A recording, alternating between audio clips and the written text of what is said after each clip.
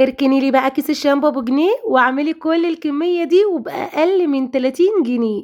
والله يا جماعة زي ما باقول لكم كده بمكونين بس هتعملي شامبو يغذي ويطول وينعم ويفرد وصحي وبمكون طبيعي كمان.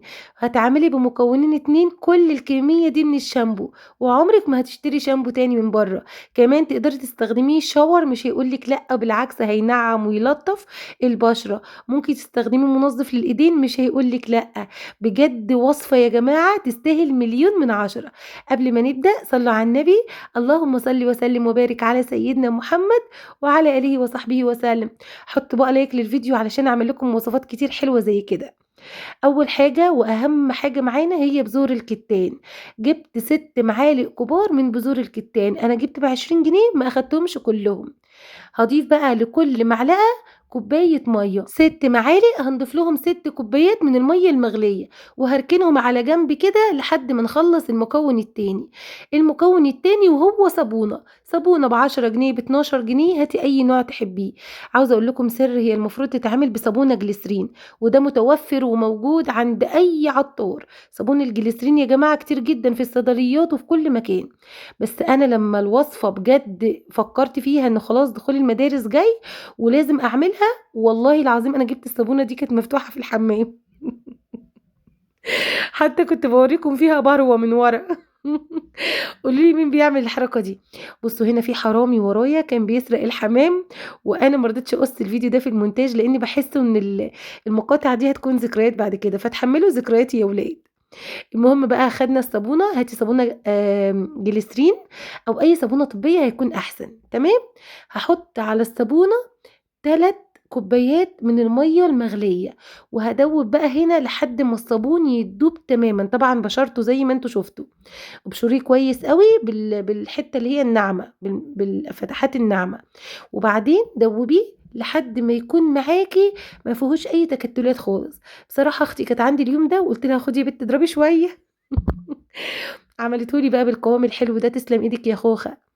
خلاص كده هاركنه هو كمان على جنب، وهناخد بقى بذور الكتان، هُم المكونين دول اللي معانا.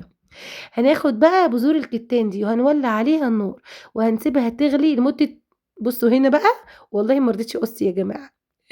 بُصّوا لقيتها بتطير عليَّ، برضه يعني ما بيحرّمش الواد مؤمن ده. قولوا له كلمة في الكومنتات. المهم غليت بقى بذور الكتان لمدة ربع ساعة، ربع ساعة على نار هادية تغلي كده وتنزّل كل الخلاصة اللي فيها، وبعدين هنصفّيها كويس أوي ونسيبها على جنب تبرد. عايزة أقول لكم بقى اكتبوا بس على جوجل فوايد بذور الكتان للشعر وللجسم، وشوفي كمية الفوايد للترطيب وللتنعيم وللفرد وللقشرة، بُصّوا لكل حاجة. يعني بجد مفيدة جدًا، جدًا يا جماعة. هنا كنت باوريكم إن الصابونة قوامها تماسك وده المطلوب. هاسيبها بقى لحد ما الخليط بتاع بذور الكتان يبرد، وبعدين أحطهم على بعض. ما ينفعش أبدًا تستخدميه وهو سخن، لازم يبرد تمامًا. تمام كده؟ صليتوا على النبي والّا لسه؟ طب حطيتوا لايك والّا لسه؟ لو لسه هاخاصمكم، زعلانة منكم، عشان بُصّوا عمّالة باعصر في دماغي عشان أجيب لكم وصفات تفيدكم. المهم بقى حطيت خلاص بذور الكتان على الصابونة، وهابدأ بقى أرُبّهم بقى. بصراحة الموضوع محتاج شوية مجهود علشان ما يفصلش منِّك، لإنِّك لو ما ضربتيهوش كويس أوي للأسف ممكن يفصل، فلازم تضربي كويس أوي علشان كلّه يمتزج مع بعضه. وهنا بقى استعنت بصديق. تعالوا بقى للفقرة الأحب لقلبي وهي الألوان. بصراحة كان نفسي أعمله لونه بينك، بس للأسف حطيت الأول بينك طلع أحمر، حطيت موف طلع بُصّوا حاجة غريبة. المهم الألوان ما ريحتنيش نفسيًا، فضلت أضيف في ألوان ولقيت في الآخر لأ، الكاميرا الأمامية دي ظالمة اللون. اقلبي يا بت الكاميرا هاتي لهم اللون الحقيقي. بصوا لي بقى على الجمال والحلاوة. والله العظيم يا جماعة هي الصابونة وبذور الكتان والمية والألوان، قسما بالله ما حطيت أي حاجة تاني. لسه هحط مكون في الآخر خالص وده اختياري يعني، ممكن ما اضيفهوش أصلا. بصوا لي بقى على الجمال بجد تحفة والله يا جماعة. بصوا معلقة الزيت زيتون دي.